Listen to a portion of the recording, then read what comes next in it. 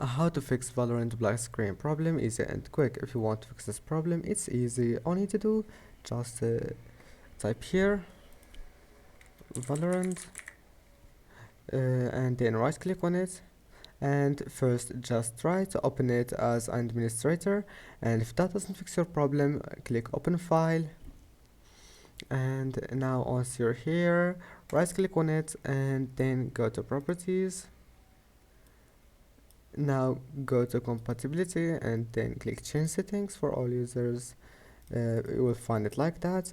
Turn on the first option and then select Windows 8. Now enable disable full screen optimization and run this program as an administrator. Apply and then OK and OK again. And that's it. After that, restart your PC and try again, and your problem must be fixed.